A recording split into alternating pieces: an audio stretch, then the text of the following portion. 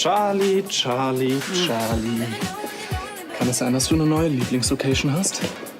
Ich kann mich doch wohl als Freundin des Hauses betrachten, oder nicht? Siehst du, unser Konzept geht auf. Ja, stimmt. Jetzt hängen hier endlich nicht mehr nur noch ewige Studenten ab, sondern auch wohlhabende Ladies mit Stil. Also, falls du es auf ein dickes Trinkgeld von meiner Tante abgesehen hast. Was? Charlies Drinks gehen noch eher aufs Haus. Schieb ab, Idiot.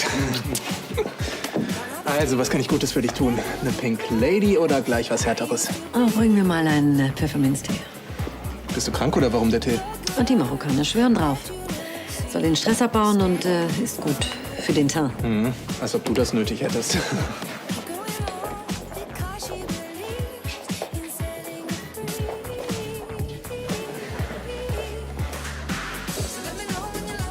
Sollen wir los? Komm, lass uns gehen. Tante Charlotte, Was ist das denn? das Geheimnis der Marokkaner mit extra viel frischer Minze. Ach, Olli, mach mir mal einen Spacey Tracy oder sowas, ja? Ist doch ein Cocktail. Brauchst wohl keine Beruhigung mehr. Sehe ich aus, als ob ich Stress hätte? Und mein Teint ist ja wohl auch in Ordnung, oder?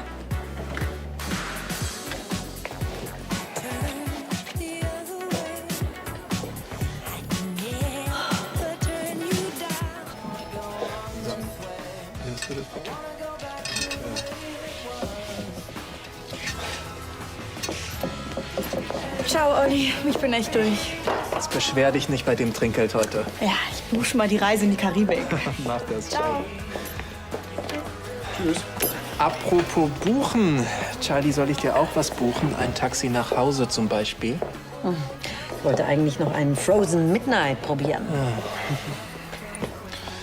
Olli, ich bin schon mal oben, ja? Ja. Nach Charlie. Gute Nacht. Mein Typ wird verlangt, wenn du verstehst. An deinen Barkeeper-Qualitäten musst du aber noch arbeiten, Schätzchen. Charlie, du hockst dir doch nicht den ganzen Abend rum, nur weil meine Cocktails so einzigartig sind. Die sind wirklich süffig. Ja. Was habt ihr denn sonst? Weil du wissen willst, ob Stella die Blondine noch nach oben zu sich abschleppt. Deine Fantasie möchte ich mal haben. War eigentlich nicht ernst gemeint, aber so wie du reagierst.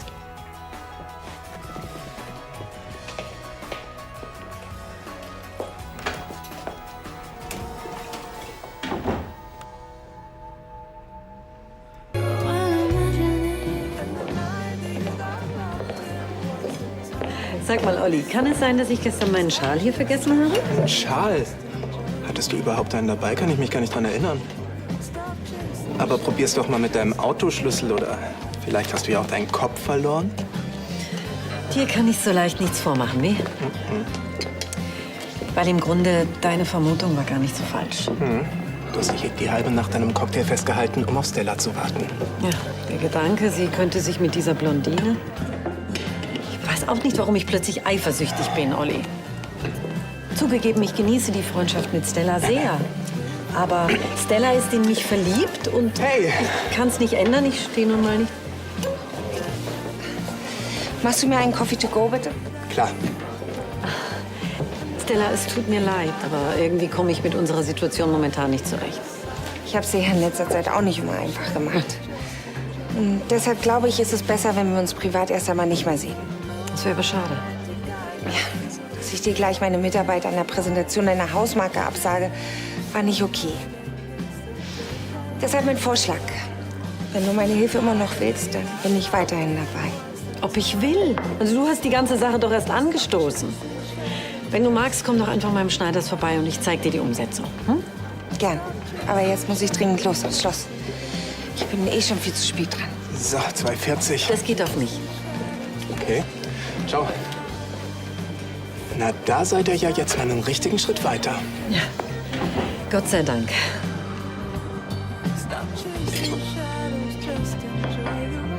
Die Pflanzenkübel draußen können dichter stehen. Sie können ruhig noch welche bestellen.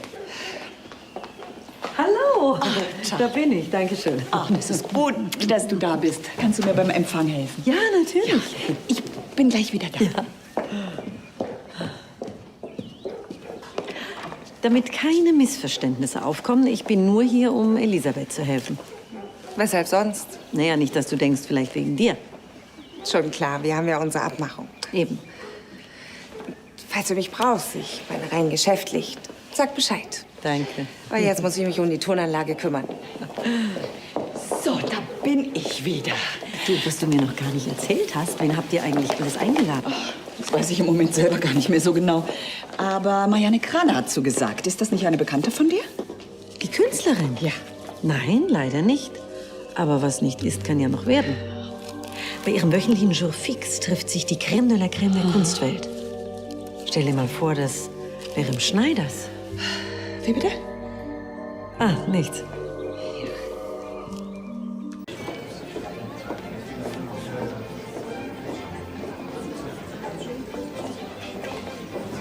Sag mal, Elisabeth, wo ist denn jetzt diese Marianne Krane? Ist die schon da, oder? Ja, da drüben. Die Dame mit dem extravaganten Tuch. Insgesamt scheint mir die abstrakte Malerei vollkommen überholt. Viel intensiver wirkt das Gegenständliche, wie zum Beispiel bei... Neo Rauch. Ja, ganz richtig. Kennen wir uns? Nein, noch nicht. Charlie Schneider. Marianne Krane. Sehr erfreut. Endlich mal jemand, der weiß, wovon er redet und nicht nur so tut. Ich tue auch nur so, aber ich mache es besser als die anderen. Auch noch bescheiden.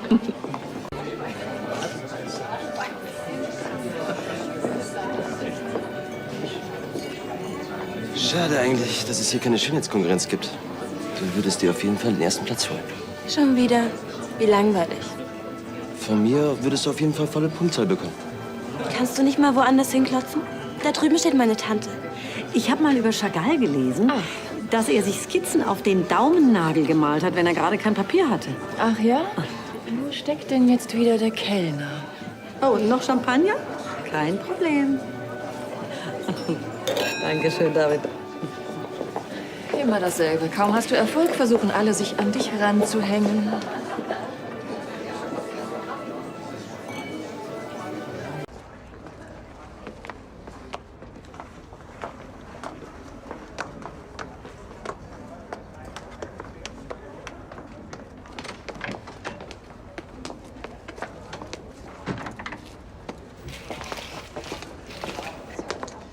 Ich hoffe, Sie haben genug frische Luft geschnappt, wenn Sie sich jetzt bitte wieder ins Schloss begeben würden.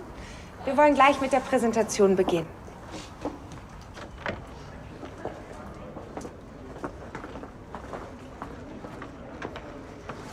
Kommst du auch? Ja, natürlich. Ist was? Ach, ich hatte gerade eine etwas unerfreuliche Begegnung. Du nennst Marianne Krane, die Künstlerin. Was ist denn passiert? Ich habe den Eindruck, sie hat kein Interesse an meiner Bekanntschaft. Würdest du sie gerne näher kennenlernen? Ja, der Kontakt zu ihr wäre Gold wert. Weißt du, das Schneiders könnte Dreh- und Angelpunkt für die Düsseldorfer Kunstszene werden. Dann wollen wir mal ein bisschen nachhelfen. Hm? Haben Sie schon meine Freundin kennengelernt? Ja, wir hatten bereits das Vergnügen. Charlie Schneider, die Inhaberin des Nobelschuppenschneiders, von dem Sie sicher schon gehört haben. Sie ist das Beste, was mir in meinem Leben passiert ist.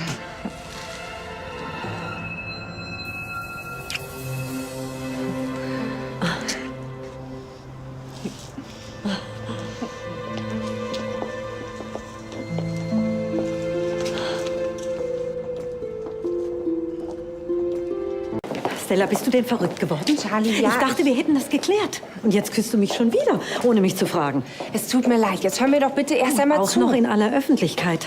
Was sollen denn die Leute denken? Gerade darum geht es doch. Nein, Stella, das war unmöglich.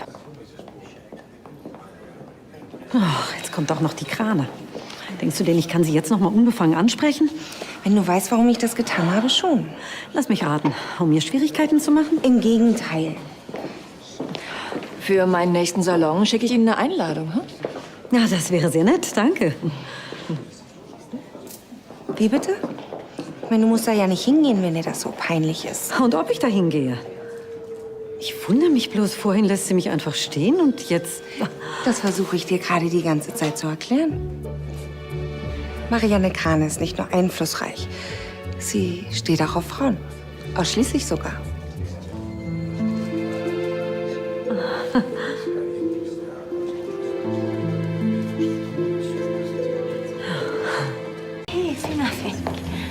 Leider ist es immer noch nicht ganz einfach, sich als Frau in der Geschäftswelt zu behaupten. Da schließen Sie den Kunsthandel ein. Na, unbedingt. Sobald es um Geld und Macht geht, werden Männer nach wie vor bevorzugt. Ja, die Erfahrung habe ich als Galeristin auch gemacht. Umso erfreulicher, eine Frau wie Sie kennenzulernen. Stilvoll, souverän, selbstsicher. Chapeau. Das Kompliment kann ich nur zurückgeben. Und das Schicksal meint es gut mit mir. Schließlich durfte ich Sie heute kennenlernen.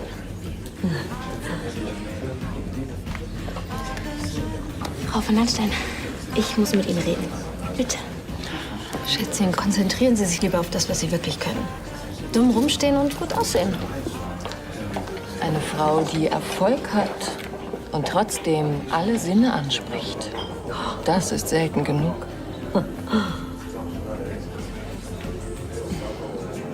Und diese Blicke sagen alles. Bei Ihnen beiden scheint ja alles in Ordnung zu sein, hm? Wo haben Sie sich denn kennengelernt? So richtig. Auf einem Weingut. Wie romantisch. Ja. Hey, du kannst doch nicht jetzt schon gehen, jetzt wo du den Kontakt zu Krane geknüpft hast. Du hast ihr Interesse geweckt, ganz klar. Und wenn du jetzt nicht locker lässt, dann ist dir der Jou fix im Schneider sicher. Ach, Stella, jetzt hör doch auf. Dir ging es doch um was ganz anderes. Wie bitte? Soll ich dir was sagen? Du wolltest mich gar nicht retten. Du hast nur die Situation ausgenutzt. Das stimmt nicht, ich wollte dir helfen. Ich meine, du hast mir doch selbst gesagt, wie wichtig dir es ist, sie kennenzulernen. Ach, und da war ein Kuss die einzige Möglichkeit, ja? Also nicht die einzige, aber die schönste. Ja, für dich vielleicht. Aber immerhin gibst du es ja jetzt zu. Kann ich mich trotzdem noch bei dir melden? Wenn du erwachsen geworden bist. Wirklich, Charlie, es tut mir leid. Ich wollte nicht übergriffig sein. Das glaube ich dir, Stella. Aber ich habe einfach Zweifel, ob ich dir noch vertrauen kann. Du bist so unberechenbar. Für dich war das ein Spaß. Aber hast du mal überlegt, was das für mich bedeutet? Wenn man anfängt, darüber zu reden? Es tut mir wirklich leid. Ich werde es wohl nie lernen. Ich glaube, es ist besser, du gehst jetzt.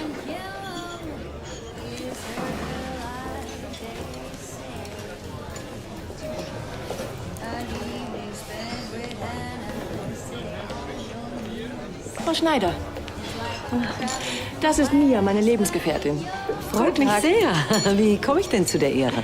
Oh, ich bin einfach neugierig geworden auf Ihren Laden. Jetzt, wo ich die Besitzerin kenne. Und? Ja, Stil und Geschmack. Man fühlt sich wohl. Bleibt aber neugierig auf das, was noch kommt. Das passt zu Ihnen. Danke. Könnte ich mir ganz gut als Rahmen für meine nächste Ausstellung vorstellen. Wir hatten schon Ausstellungen hier. Nicht von ihrer Bedeutung natürlich. Hätten Sie was dagegen, wenn ich Sie ins Gespräch bringe? Nein, im Gegenteil. Sie alle haben gute Arbeit geleistet. Aber nun zurück zum Alltag. Bitte versetzen Sie alles in seinen üblichen Zustand zurück.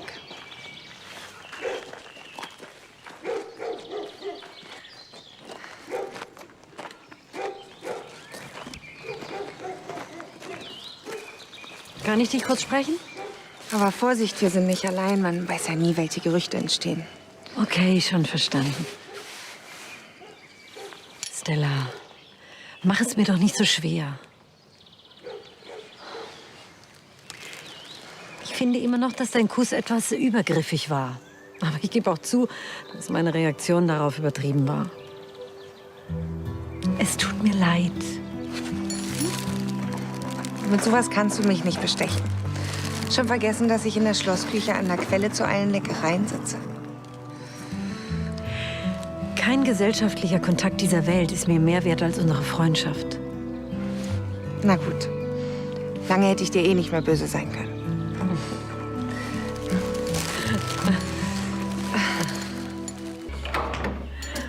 Stella, ich bin so froh, dass wir diese Sache bereinigen konnten. Eigentlich schreit es nach einer Versöhnungsparty. Willst du später noch vorbeikommen und wir trinken ein Gläschen? Darum lasse ich mich nicht zweimal bitten. Ich weiß ja, welche Elendtropfen du für solche Anlässe aufpasst. Oh ja. Ah, wie süß. Zwei Glamour-Lesben kurz vor der Paarung. Mit Ansgar muss es ja schrecklich unbefriedigend sein, wenn wir dich so beeindrucken. Immerhin habe ich einen Mann und muss nicht aus lauter Not ans andere Ufer wechseln. Herzlichen Glückwunsch, Charlie. Obwohl das Niveau dieser Schlagzeile ist eher Yellow Press als Glamour. Findest du nicht auch?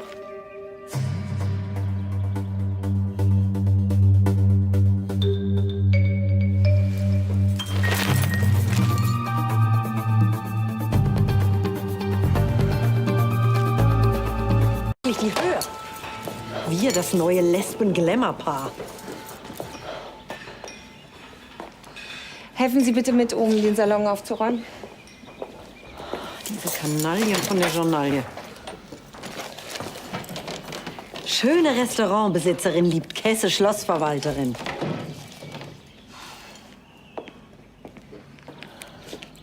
Das Foto ist doch gar nicht so schlecht. Ich finde, wir kommen gut rüber. Na, wenn der Text nicht wäre. Wie kommen die dazu, sowas zu schreiben? Haben die schon mal was von Recherche gehört? Warum regst du dich denn so auf? Warum? Weil mich jetzt alle Welt für eine Lesbe hält. Und ist das so schlimm? Ich werde denen die Hölle heiß machen. Ich werde die verklagen. Ja, damit werde ich drohen. Die werden eine Gegendarstellung schreiben. Eine Gegendarstellung. Ich stehe schließlich in der Öffentlichkeit. Nein, natürlich ist das alles nicht wahr. Ich bin nicht... Hallo? Hallo? Aufgelegt. Was bilden die sich ein? Drucken jede Lüge, die sich verkauft und hängen einem so einen Mist an. Mist. Ich finde, jetzt übertreibst du aber. So findest du. Ich finde es das Letzte. Was? Dass man dich für eine Lesbe hält? Jetzt tu doch nicht so. Ohne dich wäre das alles doch gar nicht passiert. Und jetzt erzähl mir nicht, dass du mich rein zufällig vor versammelter Presse geküsst hast. Was heißt das? Dir kann es doch nur recht sein, wenn wir für ein Paar gehalten werden. Ja, und was soll mir das nützen? Ja, was wohl? Du hast mir doch selbst gestanden, in mich verliebt zu sein. Sowas Bigottes habe ich schon lange nicht mehr erlebt. Bigott, ich. Ja, und ob? Du schämst dich, für lesbisch gehalten zu werden, als wäre es eine anstrengende Krankheit. Jedem, was ihm gefällt. Ich möchte nur klarstellen, dass ich zu diesem Club nicht gehöre. Ja, und als du diese Künstlerin getroffen hast und sie dich für eine Lesbe gehalten hat, da wolltest du nichts klarstellen. Das eine hat doch mit dem anderen nichts zu tun. Ja, und ob eine ganze Menge. Du tust immer so tolerant. Und dabei hast du mehr Probleme mit Lesben als alle anderen. Ach, diesen Quatsch muss ich mir jetzt wirklich nicht länger anhören. Keine Sorge, ich habe alles gesagt.